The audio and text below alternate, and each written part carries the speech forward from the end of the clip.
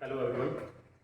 आज के इस वीडियो में हम इलेक्ट्रोस्टैटिक्स का फोर्थ पार्ट डिस्कस करेंगे, जिसमें हमने पढ़ना है methods of charging. Previous video में हमने मेथड्स ऑफ चार्जिंग आपको बताया था कि किस तरह से हम किसी बॉडी को हम चार्ज कर सकते हैं, इलेक्ट्रीफाई कर सकते हैं। तो वहीं से हम शुरू करते हैं।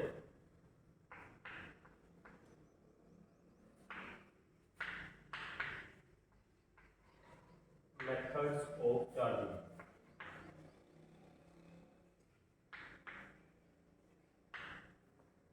अब देखिए, मेथड्स ऑफ चार्जिंग में मैंने बताया आपको कि 3 मेथड होते हैं जिनकी हेल्प से हम किसी बॉडी को इलेक्ट्रीफाई कर सकते हैं। पहला मेथड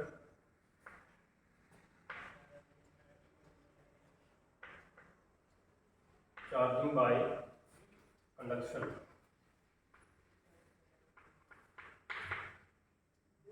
ये पहला मेथड है charging by conduction. Second method है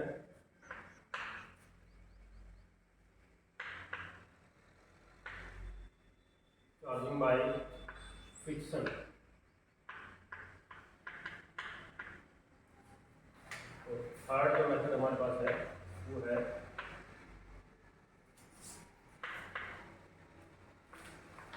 चार्जिंग बाय इंडक्शन। तो हमारे पास 3 तरह के मेथड हैं जिनकी हेल्प से, जिन मेथड से हम क्या कर सकते हैं, किसी बॉडी को इलेक्ट्रीफाई कर सकते हैं, हम उसको चार्ज प्रोवाइड कर सकते हैं। तो 1 बाय 1 डिस्कस करते हैं। सबसे पहले चार्जिंग बाय कंडक्शन। देखिए, ये जो मेथड है, first method charging by conduction.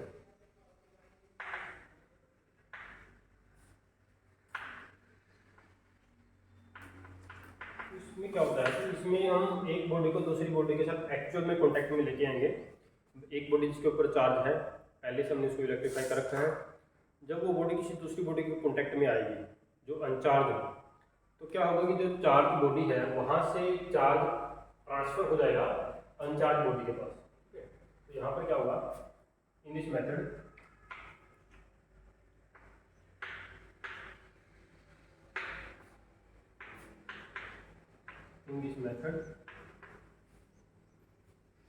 Charge is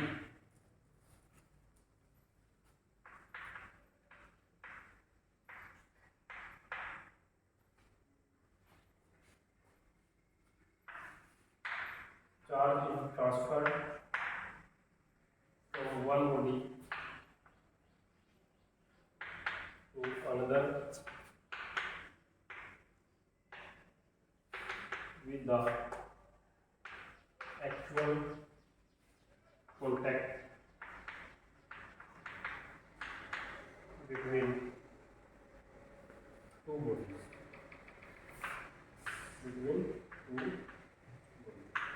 for example, मान लीजिए हमारे पास कोई मेटालिक रोड है जिसके ऊपर कुछ चार्ज है, पॉजिटिव चार्ज है, और हमारे पास कोई दूसरी ये मेटालिक रोड है, मेटल रोड ए मान लेते हैं, और यहाँ पर कोई दूसरी मेटालिक रोड है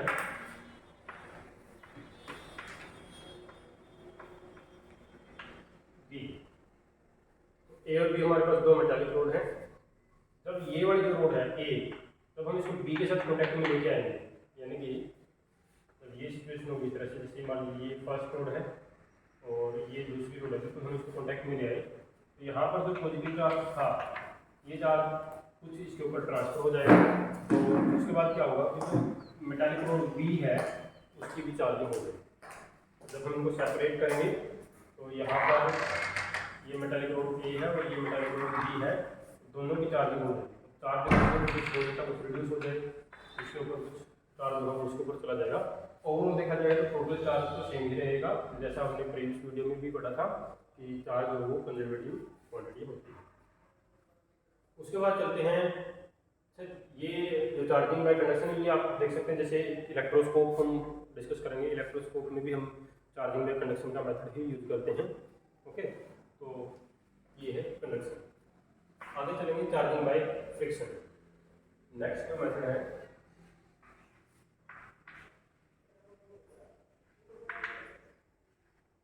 charging by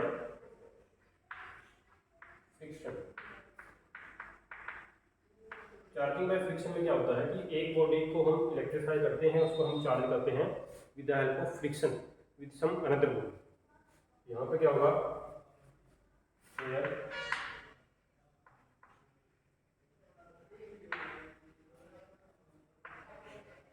charging of one body is done by friction of body with another.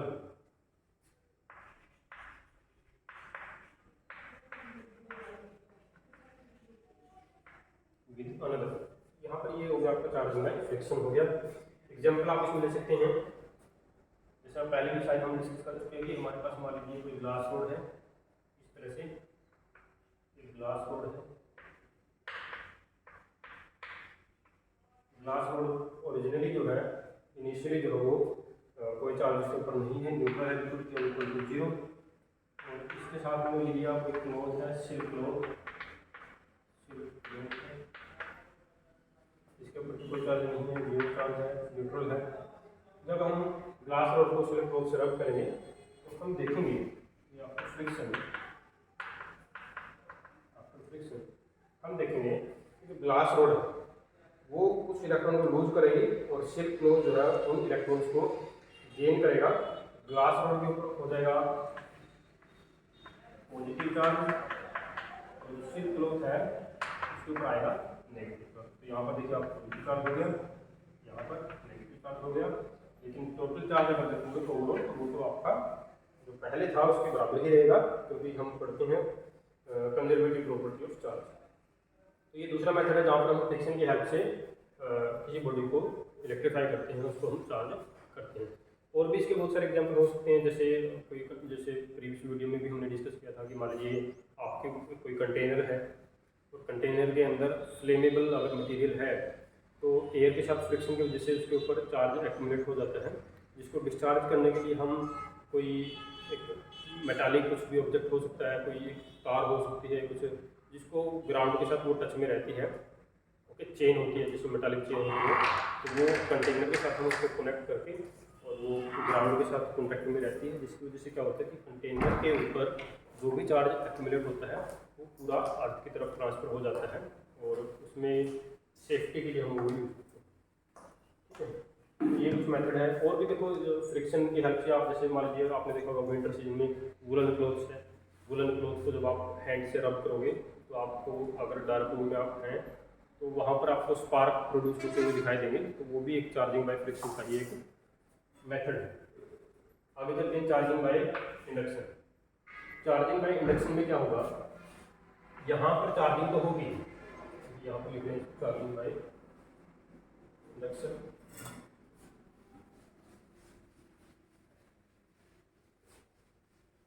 Charging by induction में हम किसी बॉडी की चार्जिंग करेंगे, इलेक्ट्रीफाई करेंगे, लेकिन वहाँ पर कोई एक्चुअल कॉन्टैक्ट नहीं होगा, दो बॉडी के बीच में कोई एक्चुअल कॉन्टैक्ट नहीं होगा। जबकि अभी जो दो केस हमने पढ़े हैं फ्रिक्शन और इंडक्शन, इन दोनों में दो बॉडी के बीच में एक्चुअल कॉन्टैक्ट आपको मिलता है। थर्ड जो मेथड है charging by induction, charging by induction, इसमें क्या होगा कि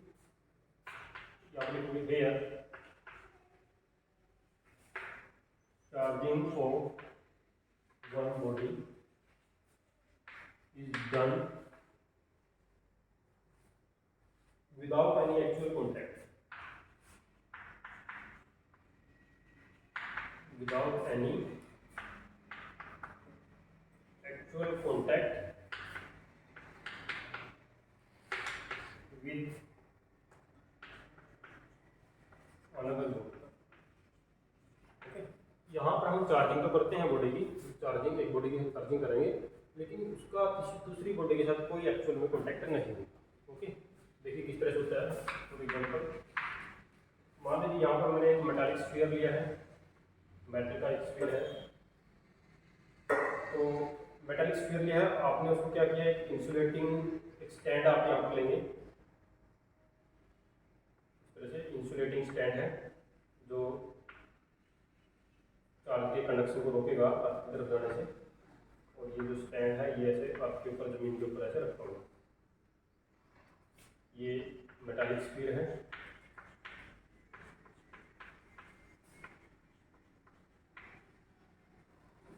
ये यहाँ पर इंसुलेटिंग स्टैंड है, इसके ऊपर हमने मेटालिक स्फीयर को रखा हुआ है। अब हम क्या करते हैं, देखो मान लीजिए यहाँ पर हम लेते हैं दूसरी कोई मेटल की रोड है, मेटालिक रोड है, जिसके ऊपर पॉजिटिव चार्ज इस तरह से डिस्ट्रीब्यूटेड। तो मेटल की रोड है जिसके ऊपर यहाँ पर पॉजिटिव चार्ज है, इसके ऊपर एक मेटल रोड है। जब हम क्या करेंगे, इस मेटालिक रोड को इसके नज़दीक लेके आएंगे, हम इसको नियर लेके आएंगे, नज़दीक लेके आएंगे, इसके बिल्कुल एक्चुअल कॉन्टैक्ट में इसको नहीं लेके आएंगे, तो क्या होगा। सेकंड केस देखिए, जैसे मेटालिक स्फीयर है, उसको हमने रखा एक इंसुलेटिंग स्टैंड के ऊपर और ये ऐसे अर्थ के ऊपर रखा हुआ है। यहाँ पर हम जो मेटालिक रोड है इसको हमने क्या किया, इसको इस मेटालिक स्फीयर के हम बिल्कुल नज़दीक ले आए, एक्चुअल कॉन्टैक्ट में नहीं लेके आएंगे, नियर लेके आएंगे, नज़दीक लेके आएंगे। उससे क्या होगा, जो ये मेटालिक स्फीयर आपको दिख रहा है, ये जो स्फीयर है मेटालिक स्फीयर, तो आपको पता है मेटल जो होता है उसके अंदर चार्ज कैरियर कौन होते हैं। मेटल एक अच्छा कंडक्टर भी होता है जिसके अंदर चार्ज जो कैरियर होते हैं वो फ्री इलेक्ट्रॉन्स होते हैं। यहाँ पर क्या होगा, इलेक्ट्रॉन्स इसके अंदर फ्री होते हैं ज़्यादातर।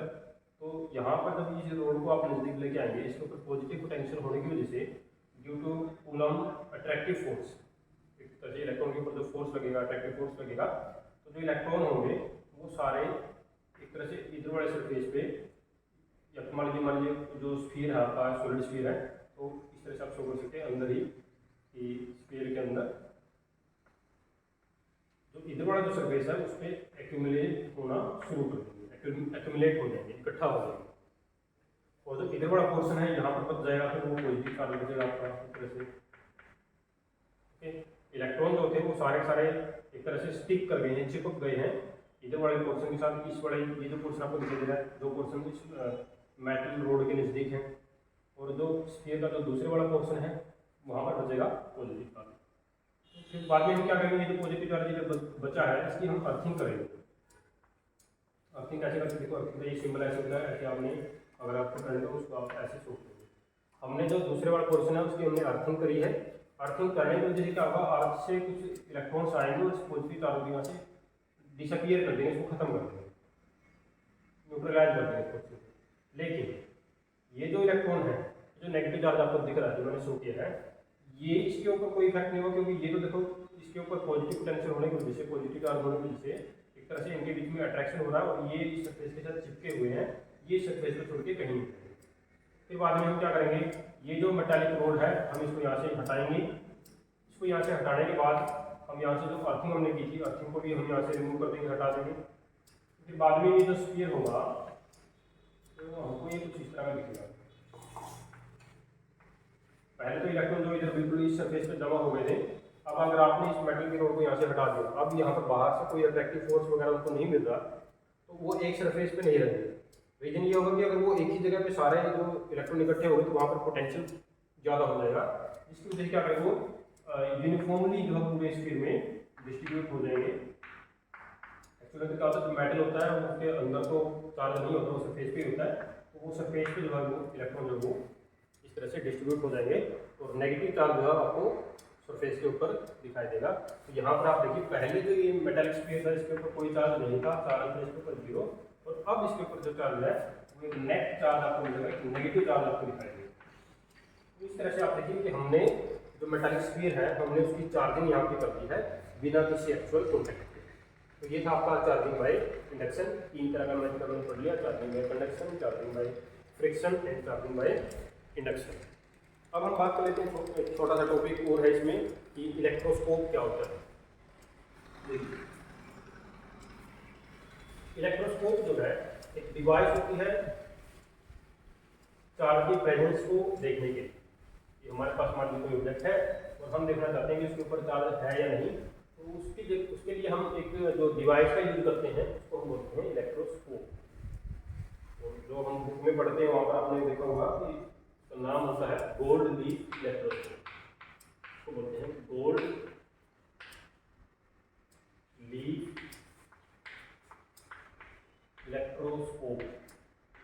इसके बारे में पढ़ते हैं क्या होता है गोल्ड लीफ इलेक्ट्रोस्कोप क्या होता है।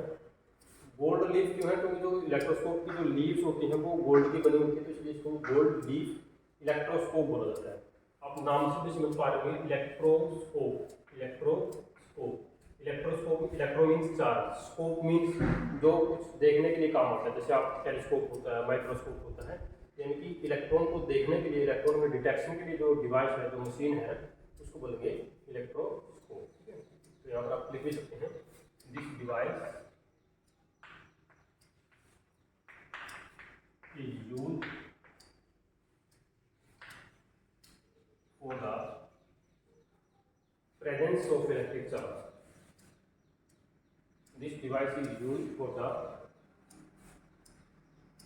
checking of presence. आप ऐसे भी लिख सकते हैं चेकिंग ऑफ प्रेजेंस, या फिर for the detection of electric charge on any body. So checking the presence of electric charge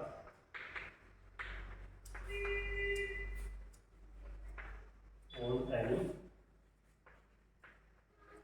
body. देखिए इसका डायग्राम बनाते हैं, इसका अरेंजमेंट जो है किस तरह से हम इसको बनाएंगे डिस्कस करते हैं इसके बारे में।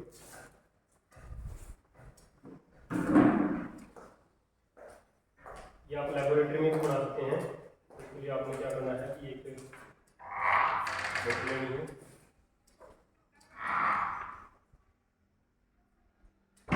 जैसे ग्लास की आप ले सकते हैं, यहाँ पे ग्लास बोतल है।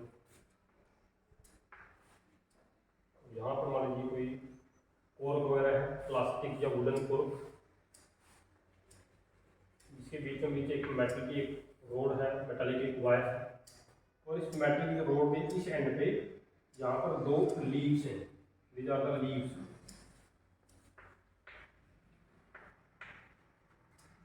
ये जो लीव्स हैं ये मेटल की होती हैं, लेकिन यहाँ पर जैसे मैंने लिखा गोल्ड लीव। गोल्ड का क्यों यूज किया गया, क्योंकि इसकी देखो कंडक्टिविटी अच्छी होती है, और गोल्ड की जो है ये लीव्स जो होगी हम इनको बिल्कुल ही जो है थिन लीव्स ले सकते हैं गोल्ड के केस में, जिसकी वजह से थोड़ा सा भी चार्ज होगा तो उसकी प्रेजेंस हमको पता लगता है। लीव्स हैं गोल्ड लीव्स। कंटेनर है आपका, कंटेनर या जार, ये मेटालिक रोड,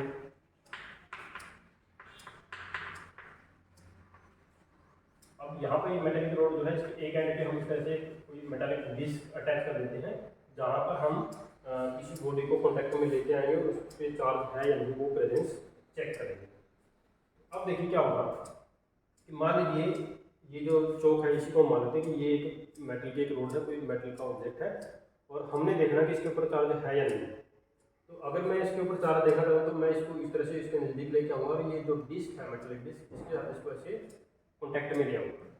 जैसे मैं इसको कॉन्टैक्ट में लेके आऊँगा तो इसके ऊपर अगर कोई भी चार्ज होगा तो वो चार्ज इस रोड के थ्रू होता हुआ या लीव्स के पास भी पहुँचेगा।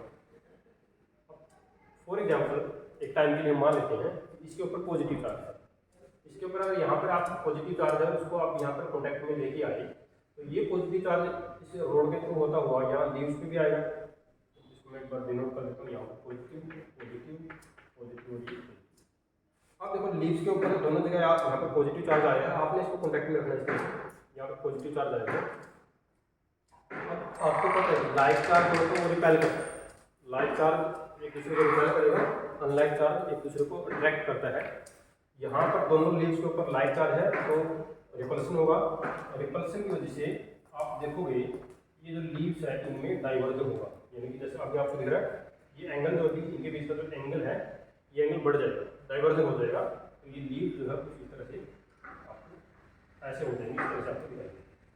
अगर इनके बीच में डाइवर्जन हो रहा है तो इसका मतलब बिल्कुल क्लियर है कि ये जो आपने ऑब्जेक्ट लिया था जिसको आप इसके कॉन्टैक्ट में लेके आए थे उसके ऊपर कोई ना कोई चार्ज है। अब वो पॉजिटिव भी हो सकता है, नेगेटिव भी हो सकता है। यहाँ से ये पता नहीं लगेगा कि पॉजिटिव है या नेगेटिव है, लेकिन हाँ चार्ज की प्रेजेंस जो है वो हमको बिल्कुल क्लियर पता लग जाएगी कि इसके ऊपर पॉजिटिव चार्ज है या नेगेटिव चार्ज। ओके, तो इस तरह से इलेक्ट्रोस्कोप जो है ये काम करता है। सिमिलरली अगर नेगेटिव चार्ज होगा तब भी ये काम करेगा, पॉजिटिव चार्ज होगा तब भी ये काम करेगा। आगे फिर नेचर कैसे पता करेंगे कि पॉजिटिव होगा या नेगेटिव होगा, फिर हम बाद में डिस्कस करेंगे इस दूसरी वीडियो में। अभी देखना है क्योंकि वीडियो ज़्यादा लेंथी हो जाएगी। ठीक है।